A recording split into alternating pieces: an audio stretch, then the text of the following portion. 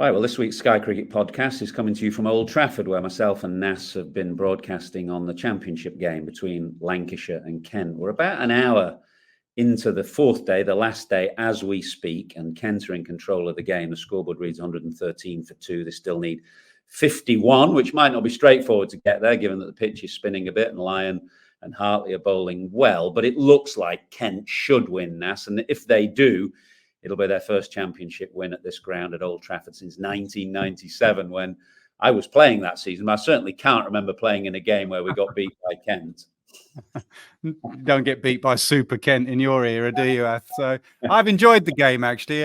The complete change of conditions. First couple of days, it was grey, it was gloomy, the lights were on. There was that Manchester mizzle that you often get up here.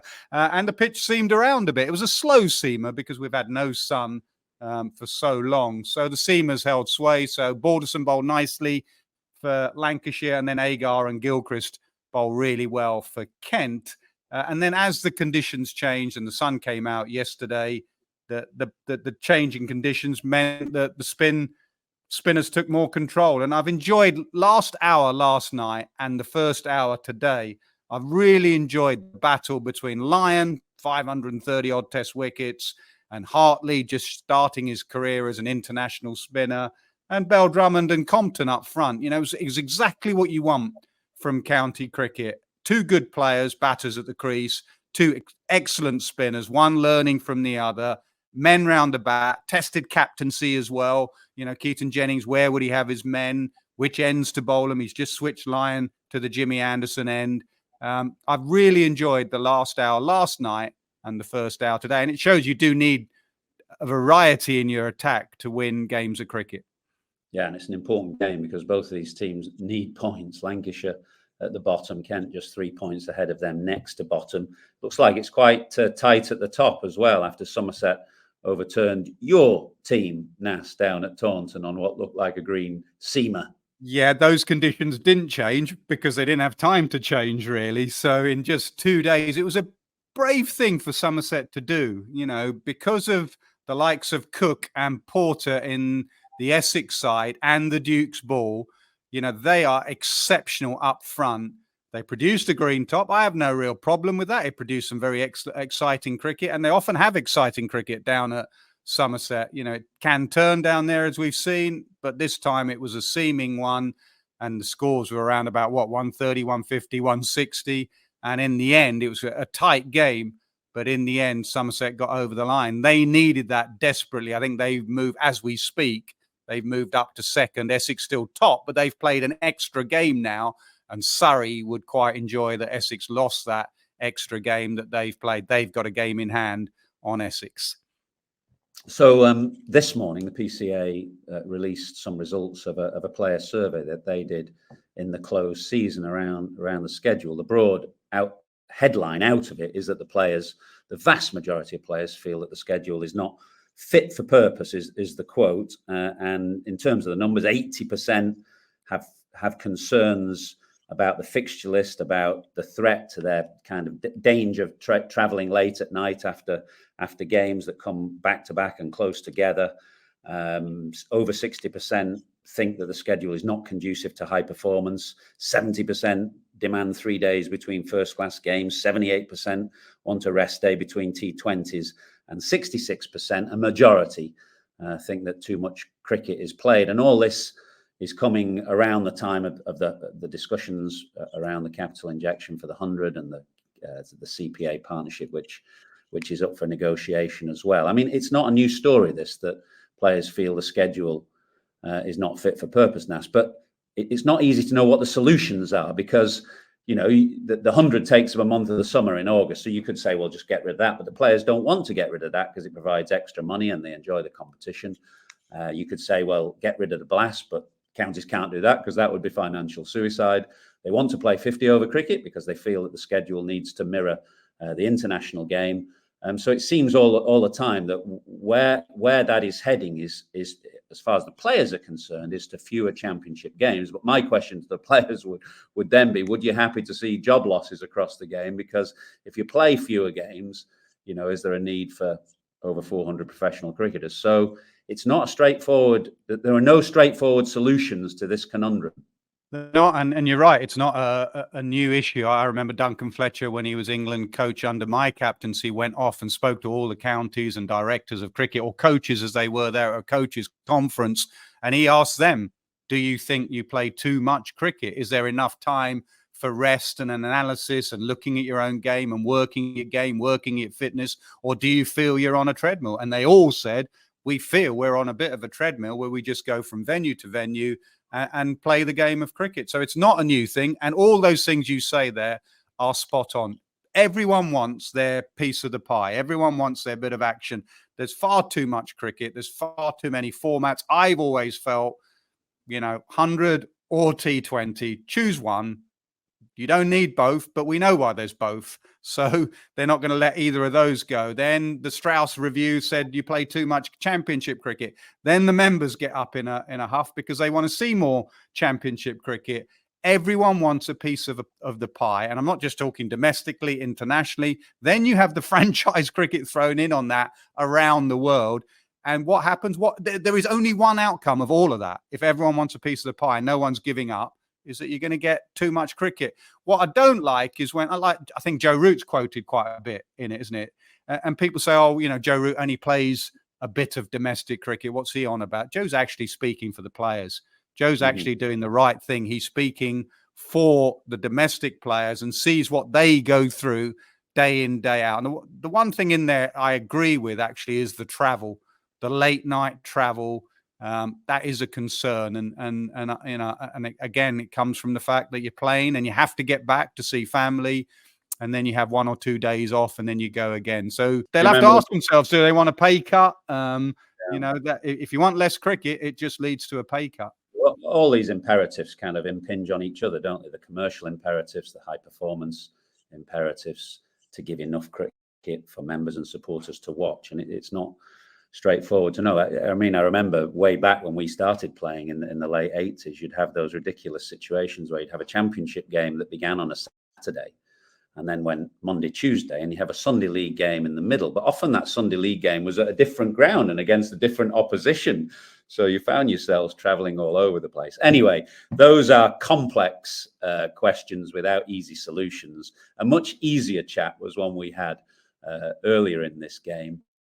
To Zak Crawley, actually, who kindly, when the rain was falling on the second day, kindly came up to our commentary box and sat down with me and Nas for a very interesting 30-minute discussion.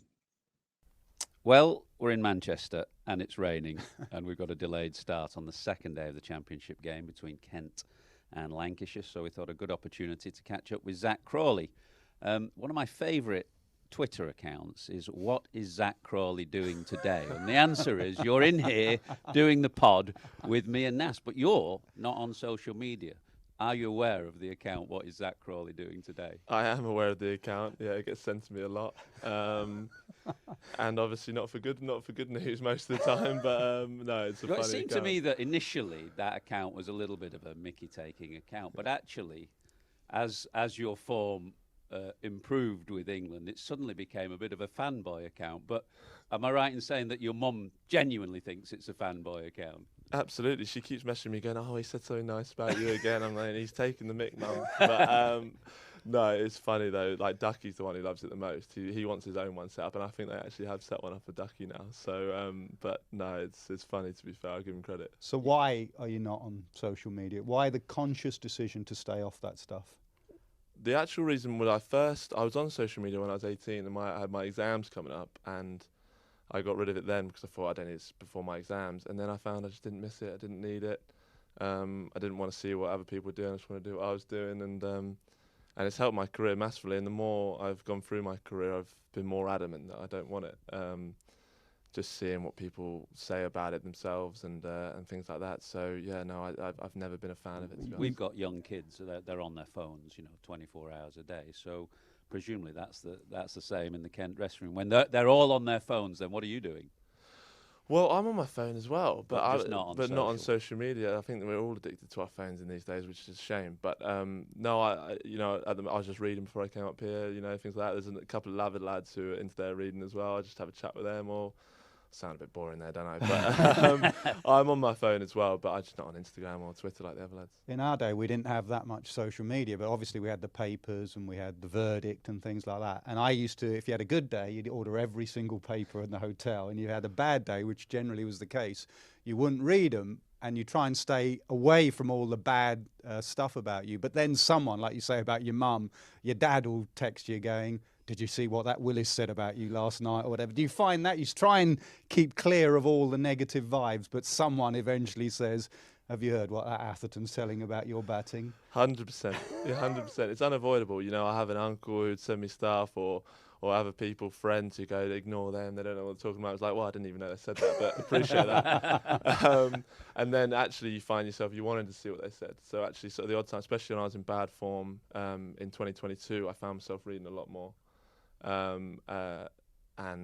But luckily I've kind of got out of that trend now, and I don't read positive or negative if I can, but like it does still get sent to you all the time. It is one of those things that we don't talk about enough, really, because I think a lot of the focus falls on, you know, technique, but actually coping with the broader thing around being an international cricketer who's in the spotlight all the time.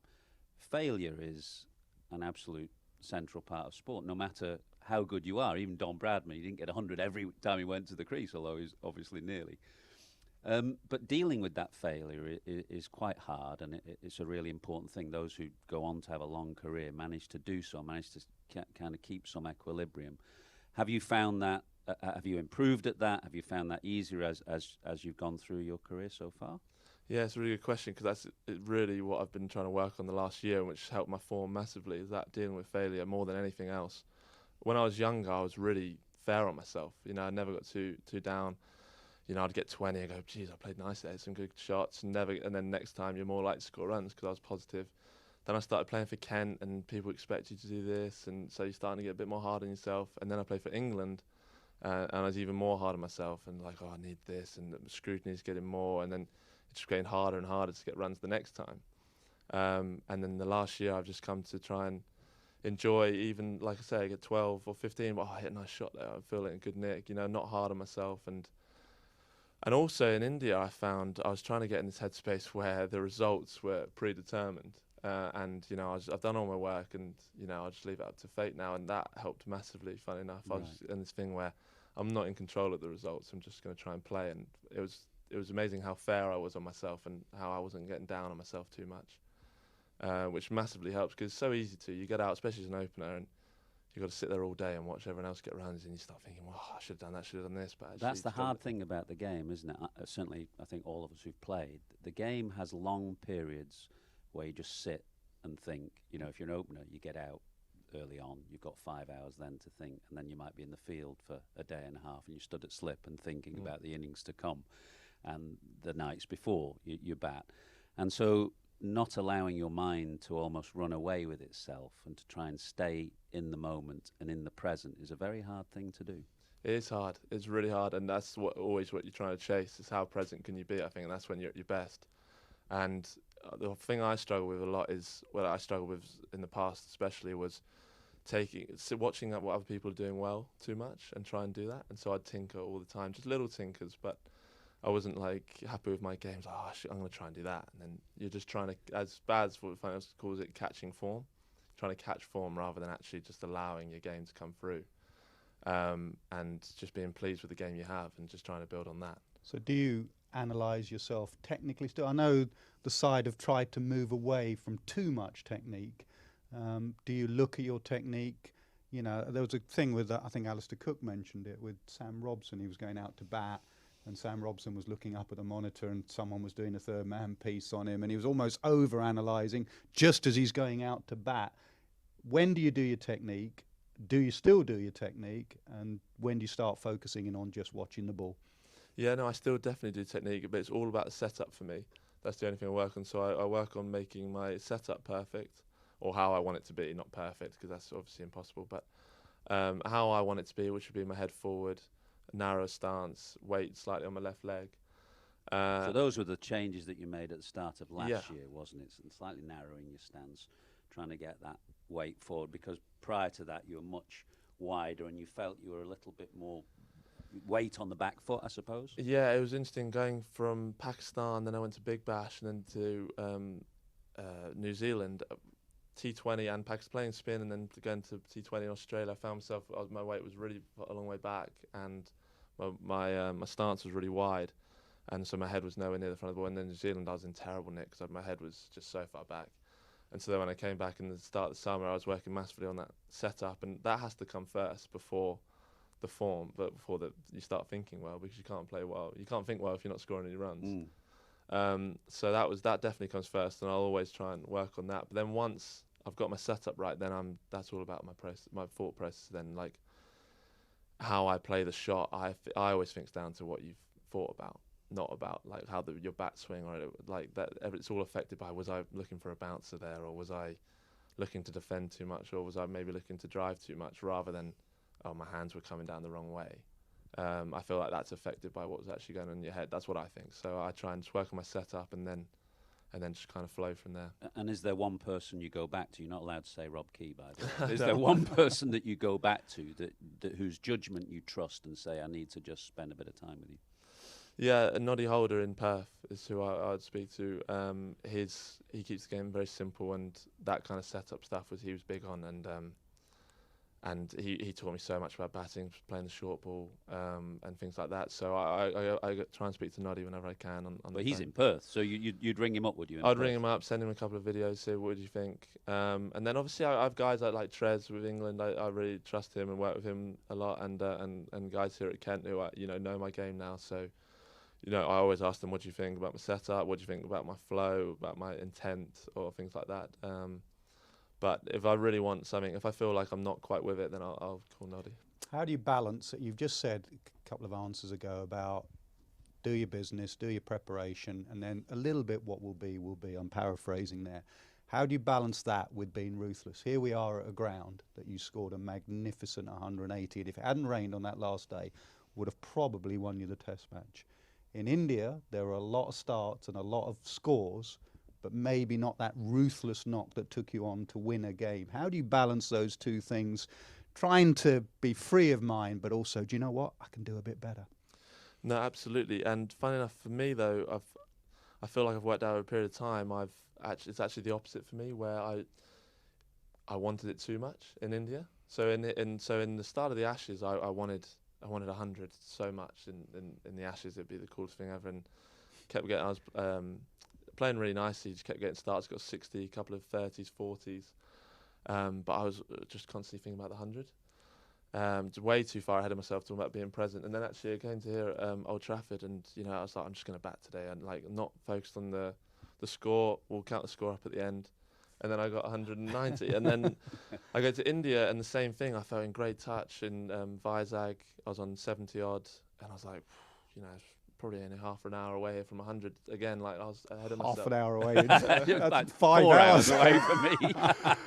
No, but that's kind of what I was thinking. That I played that big shot, which I don't regret. But it's funny how when you get ahead of yourself, I make mistakes. Actually, the ruthlessness comes from me is actually relaxing and being present. And the same in the last test in Dharamshala, I was on 79. Started thinking about the 100. Got out. Even in the second innings, I got naught, but I was thinking about the 100. No, but I was thinking I need a score here. We were in trouble. I need a score rather than just play. Like whenever I've played well, it's just play. And actually, whenever I try and go, all right, work hard, Zak, I always get out. And actually, I've always played my best when I've just tried to relax, which is hard to do. And that's what I'm chasing. Just looking back at the Ashes last summer, he's obviously had a great series. Did you start to feel, well, I've come through the trough here, and I'm through the other side? And I mean, nobody, you don't want to get complacent and say, I'm a first choice pick, because every game is almost a referendum on your place in the side as an England cricketer. There's always that. But did you feel you'd come through the worst times and you were starting to feel more confident in your place as an England cricketer? Yeah, it was nice to be contributing to the side in a way that I felt like I should, like everyone else who's scoring a lot of runs.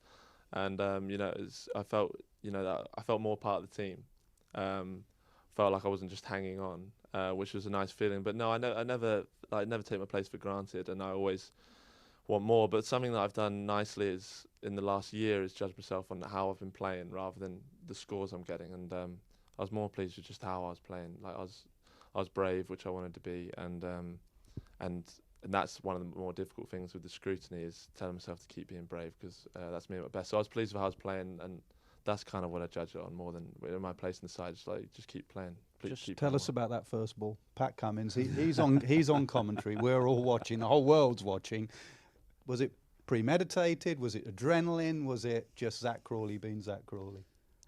Well, it was certainly a little bit in the back of my mind that I wanted to get the first one away. Baz always talks about chasing great moments, and I was there in Brisbane 2 years before, when obviously unfortunately Burnsy got out, and I felt the impact that had for them, and I thought I'm opening, it'd be a good. I'll probably face in the first ball, be a good chance to have that same impact. So it was certainly in the back of my mind. But you got Cummins there. And I'd kind of mentioned it to a couple of guys a little bit. It was like, we were joking, like, it'd be funny. And then suddenly Cummins is at the top of his mind. I'm thinking, geez, he's a good bowler. Started getting really nervous. And but no, I thought if it's in my area, I'm gonna have a dart at it for sure. But thankfully it was a nice pitch and it came out the screws.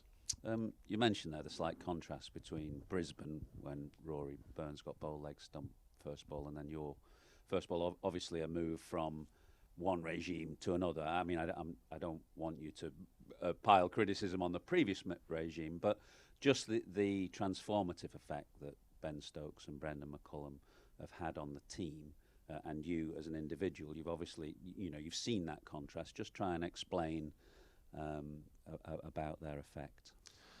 Yeah, it's hard to explain in this scenario, but because they do it over communication over a long period of time. That's their greatest strength, I think, is how often they communicate with us and reiterate and back us. And their biggest thing is, as we spoke about, is taking away that fear of failure. They, before, even 5 minutes before you go out to bat, like Baz will come up to you and go, go and play your shots and things like that. And suddenly you feel yourself relax. You're like, okay, he doesn't mind if I get out playing a big shot here. It makes a big difference that, and when I first started playing for England, the pressure I put on myself and the way we were playing as a team, we were very much about grinding it out, and I was leaving and blocking, and I wasn't, my score wasn't going anywhere, and there are guys with better defensive techniques than me who are going to score more runs than me doing that. So it always felt like I had an itch to score, and I think Baz and Stokesy saw that in me, and they've seen that in quite a few of the lads, and they tell you, even like I say, even just before you go out to bat, go and take it on, and they give you that freedom, and they talk about how you play, like I say, rather than how many runs you get. We saw yesterday, actually, the more it does, the more you have to counter it, doesn't it? And that's what Rob Key talks about, that putting pressure back on the bowlers. Yesterday, didn't do a lot while the lacquer was on the ball, and then it suddenly started doing a bit, and you started charging down the pitch and trying to be more positive to put pressure back on the bowlers. Absolutely, that's something I've learned from the team I've played in with England and from Baz and Stokesy, is that you've got to be smart with it, knowing when to do it. Like, it would have been foolish of me to do it in the first 10 overs. It wasn't doing much. I could just bat, and then suddenly, like 12 overs yesterday, it started darting all over the place, and it's having that bravery and the clearness of mind to go, I got hit on the pad a couple of times and they were close, and I was thinking, there's one with my name on it here. I have to put some pressure back on, and it didn't come off in a full way. But even that over where I started playing a bit, but it's amazing how much the ball stops moving actually when you start putting pressure back on them, and that's what we've tried to do as a team for England. What would you find easier, facing Pat Cummins on a day like the Ashes here at Old Trafford, or Ethan Bamber on the little nipper at the start of the county season? Darren Stevens. I don't know which one I'll find easier, because obviously Cummins is probably the best bowler I've ever faced, but I know which one makes me think better. Right. And I think better facing Pat Cummins. Certainly, because it's faster and therefore it's more instinctive. Well, I don't have to think actually, yes. So I kind of just stand there and there's a kind of sharpness that you have when you're playing someone like Cummins. The adrenaline, I don't know, it does make you focus, and then obviously the speed where you just have to react and play, and that's always suited me. And Cummins has got me plenty of times before, and he'll probably get me again, but hopefully if I play in the Ashes. But I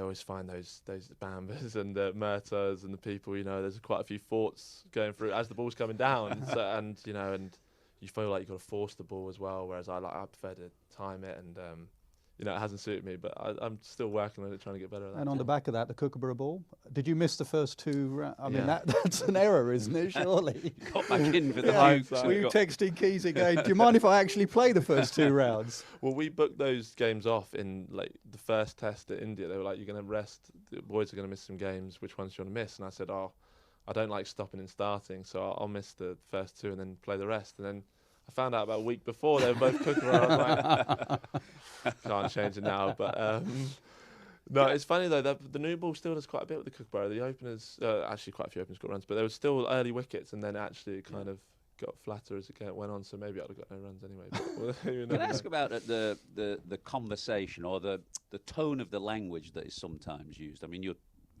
talking to us here very naturally, and we appreciate that. And sometimes there's been criticism. So, for example, last winter in the game at, where was it, Rajkot, was it? Or when Ben Duckett said, well, they can get as many as they like, and we'll just chase them down. And you kind of understand where that's coming from, because all the messaging out of the dressing room is positive. You don't want any negativity. But at some point then, when you lose by 550, people are saying, well, this is ridiculous. Do they really believe what they're saying? I mean, do you recognise that at times you just maybe have to be a bit more sensible about what comes out of the dressing room? Or do you not even think about that and worry about it? No, of course you do. Absolutely. I said, remember in the Ashes, we'd win by 150 runs and things like that. Yeah, but, you said that on Times Radio. I did say it as a joke, but it kind of got portrayed as out. it gets. But we kind of in the dressing room we say these things to create a vibe where we believe in ourselves. We don't want any, not that we don't want any negativity, because you're not deluded, but we're trying to be positive, trying to create some freedom in the group that it doesn't matter. We'll just go and do it. We'll just go and play. And sometimes those things come out into the media. They're probably not supposed to leave the dressing room, but it's hard. I've made mistakes on interviews. I've made loads of mistakes on interviews, but that's it. You'd rather it that way than erring on the side of negative, like down in the dumps. If the odd comment comes out that we sound a bit arrogant, no one means to be. We're not. We just believe in ourselves and back that what we're doing is right for our team. And and like I say, if the odd comment comes out, then we'll regret it at the time. But you'd rather it that way. And your relationship with Ben Duckett on and off the field? Firstly, off the field, on purpose at the national anthems, are you standing next to each other? And on the field, you seem to get on pretty well as openers. Yeah, that is on purpose. Ducky always wants to stand. I don't know why. He always wants to stand between the 2 tallest blokes, which obviously means one of them. But he's funny, Ducky, though. He's a great man. I really enjoy him. He's by far away the most chilled cricketer I've played with, I think, and especially opening batsman. He just sits there. Looks like he's about to go to sleep, and I'm like ready there. I'm like, about to go out to bat. It's like the umpire's in the middle, Ducky. He's like, oh, yeah. He's like walks up and gets up, goes out to bat, and geez, he's a phenomenal player as well. He's such a good man to bat with. He just puts so much pressure on them effortlessly. Like if he's in form, I honestly don't know where you bowled a Ducky. When cuts, fourth stump, clips, off stump, plays spin with those sweeps. He's a good man to bat with. And do you think it helps as an opening partner to be friends with the person you're batting with? The last time I saw you before you came in here, I think was at Dharamshala, actually. You were walking up the Trion track. And I remember chuckling because you were with Ducky, and he had to take about 4 strides for every one of your strides. And we're going up 2,500 metres. But you're right alongside each other. You obviously do knock around together. By the way, how dangerous was that track? Oh my goodness. Top bit. That was with the snow and the ice. I almost fell off the side. Genuinely, almost fell off the side of the cliff there. Genuinely, really dangerous, wasn't it? But that was a mistake. But no, I do get on with Ducky. We play cards together in the evening. Like, he's just a good man. He's very chilled. I enjoy people like that. He's just his own man. And on touring life, you did that Trion track. I noticed you'd also gone to see the Dalai Lama before that Test match. Are you somebody who likes to get out and about? I mean, it's a great life, isn't it? I don't think anybody would doubt that playing for England and touring abroad, going to all these fantastic countries is a great life. Do you try and absolutely make the most of all the opportunities that come your way? Absolutely. Certainly after COVID as well, I made a conscious effort to try and immerse yourself in those countries. Those touring times during COVID were terrible. We couldn't leave the hotel. So go back to India this time, see more of the country, and you start learning about different things, and you learn that cricket's actually not that important. which helps your game. You know, Yes. you go out to bat the next day and you see some of the, you know, the things you see in India, and you think, yeah, just relax, mate. You know, it's not the end of the world if it doesn't come off today.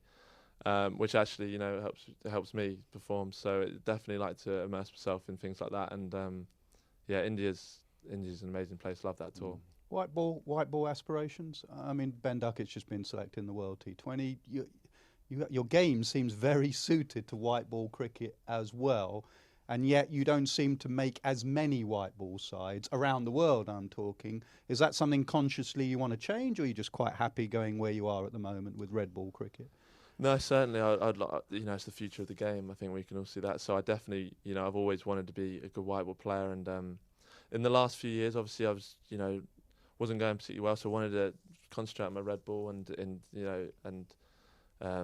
you know, stay in that team and you know, score runs for England. And that was always my priority when I was younger, to play Test cricket, and that's still always going to be my number one format for me. It just means the most to me. But the white ball, you know, playing for England in any format is a huge honour and something that I really want to do. What do you think you have to do with your white ball game? Because, like I say, it looks very suited. Long levers, play spin well, going, you know, anything outside off your nail, anything on your pads. What do you think you have to change to get more white ball places? I'm trying to add a bit more power to my game at the moment when I work in the nets. Trying a few different things to, you know, start hitting more sixes and things like that, bigger sixes. And there's just a few other shots as well, trying to add to my game. But I don't have to, like you say, I feel like it's quite suited. And I've gone well in T20 in the past at certain times when I've had a chance to have a run at it. And this year I hope to have a chance. You played Big Bash, didn't you? Played Big Bash. Hobart last year, Perth this year. And we've got the full blast this year, which is good. No Test cricket in June, which is the first time in a while. So I get to play the blast and the 100 this year. So definitely I'll be making... You know, I'm going to work hard on my T20 game this year and hopefully, you know, get some runs. Get the money in. Yeah. And captaincy aspirations or not? I mean, obviously you've been spoken of a little bit about, you know, it's a fair way down the line, one assumes, when England will be looking at new leaders. But do you have aspirations in that regard? To be honest with you, I actually don't. No, you know, if I got asked down the line, then it obviously would be a great honour. But I certainly don't have aspirations. Certainly while I'm playing under Stokes, who's the best captain I've ever played under, and Joss, obviously, I've always thought he was going to be a great captain when I played with him. I only had one tour with him, but no, I don't have aspirations, to be honest. I just, you know, I always try and you know, be a leader in the group in terms of, you know, just act in a professional way and a good team man. I suppose you don't have to be captain to be a leader. So that's something I certainly want to improve on and things like that. But no, I've always felt like if you want to be captain, then you shouldn't be, sort of thing. I feel like the captain should be the man who's, you know, the team wants to be captain. So It's a good line, that. I should have remembered that when you were my vice captain. Stabbing me you in the back. Trying to run me out, making sure that my captaincy would come to an end. Wasn't it here where you gave the team talk before the Ashes and you gave them all that little proverb? What was that? The Was proverb? at Lords. Oh, Lords, wasn't it? With Chinese farmer. The Chinese Baz farmer. made me. Well, I said it to Baz on the golf course a few days before, and he was like, "I think the team should hear that." I was like, What was Oh. this proverb then? I didn't know. Have we got long enough on the pod? I didn't know you had it in Give you, us to the be honest. Chinese farmer Proverbs. proverb. "The Chinese." Do you want to hear it? Yeah, let's hear the Chinese farmer proverb. Okay, so there's this farmer, and he lives in China with his son, and they live on this farm, and they have this horse. I haven't told this in a while, by the way. I'm trying to recall it. And they have this horse, and one day it runs off, and they rely heavily on the horse, and the villagers all say, "Well, that was unlucky," and the farmer says, "We'll see." Anyway, the next day the horse comes back with 3 other wild horses, and all the villagers in the town say, "That was lucky." He says, "Oh, we'll see." Anyway, the son the next day was riding one of the new wild horses, and it bucked him off, and he broke his leg trying to break it in, and he fell off and broke his leg, and all the villagers said that was unlucky, and he said, "We'll see." And the next day the Chinese army were coming through, recruiting everyone able-bodied to fight in the war down the stretch, and they couldn't recruit the son because he'd broken his leg, and so all the villagers said, "That was lucky," and the farmer said, "We'll see." And that's the story. and the moral being, you don't know what's lucky or unlucky. You don't know what's you around got the to take corner. everything as it comes, and you know, I it might all reckon turn we'd have out won in the end. Ashes back in the 90s if you would have given a Chinese farmer team talk I'm wondering on how luck that's. and fate and... I mean, you've got Key, Stokes, McCullum, and you've got Crawley in the huddle giving Chinese proverbs. I mean, no wonder they didn't win the Ashes. No, we lost crikey. that test. Lost that test Yeah, match, there you go. Well, it's great to see you. Thanks very much for your time. What do you reckon prospects here at Old Trafford? I mean, Kent and Lancs is a bit of a bottom of the table clash, but early days you could do some points, really. Absolutely, yeah. It is early days, but the pitch was doing a bit yesterday, so I think it'll be a result game. So hopefully we can get, you know, another 60, 70. I think that'll be a decent score, and then, you know, bowl well, and we'll be in a good position. And a couple of Kent boys going well. Daniel Bell-Drummond's been in excellent form. Tell us a little bit about Tawanda Mayeye as well. He's a promising young player. Yeah, really exciting talent. Tawanda, like, came in a few years ago and just to play shots which you think, wow, like, he's an unbelievable talent. Pulls the ball unbelievably well, which I always like to see. And yeah, just very aggressive player, and he's going to be a really good player when he gets his chance. We've got a good batting lineup at the moment, Kent. So he's just missed out this week, but and you still enjoy coming back and playing for your club. I mean, you've been at Kent all the way through the pathways. You enjoy your time with them. Yeah, I love it. Still got a flat on the ground, and you know, I love being back with the boys. Some of my best mates play for Kent, and enjoy this time of year. Get to spend time with them and play for your boyhood club. So yeah, absolutely love it. Fantastic. Well, have a great season. Thanks very much for joining us, and we wish you well. Test match cricket in July and August, isn't it? Sri Lanka and West Indies this Correct. summer. Yeah, looking forward to that. Fantastic. Go well. Appreciate Go well. it. Thank you. Well, it was fascinating, wasn't it, Nas? First of all, it was great to just catch up with Zak Crawley on a very relaxed, you know, the chat that you can have on a sofa on a morning when it's raining, very different to the perhaps hurried 5 minutes we might get with him on the morning of a test match. And he came across well, I thought. He did. The real thing I got out of that, when you watch Zak Crawley play a couple of years ago and he was driving loosely outside off stump and nicking off, you sort of had the feeling of a lad that went, well, that's the way I play and I'm going to carry on playing like that. When actually in that half hour, if you sit down and listen, and that's why it's quite nice actually to have time with the players and to put these things out, you actually realize that here is a lad that thinks deeply about his game and analyzes his game and wants to improve his game and how he goes about that. I found that side of things the most fascinating, the mental side of batting, of shutting out the noise, of keeping off social media, of going back to your old coach in Perth in Australia to look at your game, to constantly looking to improve, to not chase milestones, to live in the moment and not worry about the 100. I found it interesting that he went, you know, going from 70 to 100 would take him half an hour. That would take us a little bit longer. Captaincy was a really good question you asked him about captaincy, because some people have tipped him as a future captain. And I love that line that he gave about, you know, if you really are thinking and wanting to be captain, it's probably not for you. It's the team should want you to be a captain. But also, I listened to that interview and I see, well, tinkering with Bazball, in some part of that interview, there are moments where Zak himself, when on 70 in India, there are moments where they can just be a bit more ruthless. And how are they going to change performance and very watchable cricket back into winning cricket? And it's nice to see a senior player now, which he is. He's played for a while, actually looking at how to constantly improve. What did you get out of that interview? I just like talking to a young man actually who's been through the ups and downs.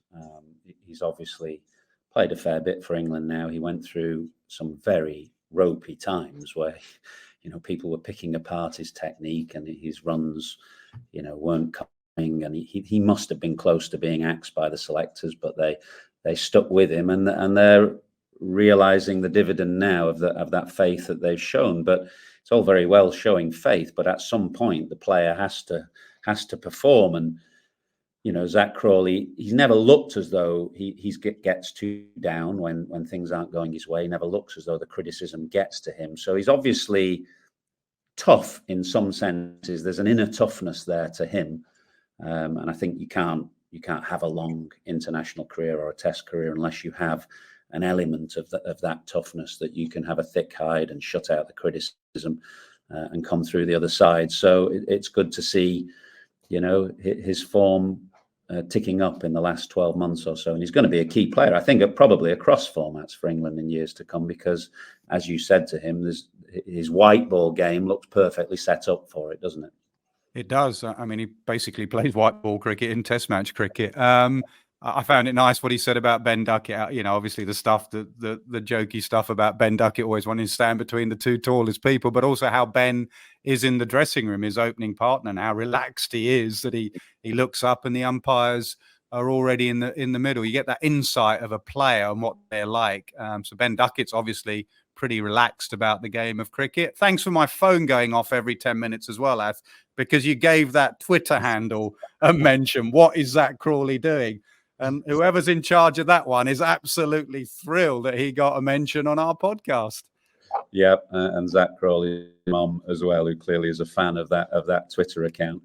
Well, that pretty much concludes our 4 days up here. The game is not quite done yet, but Kent are only 37 away from victory, and they haven't lost any wickets in the time that we've been nattering away here. So what is Zak Crawley doing right now? He's to be on his phone.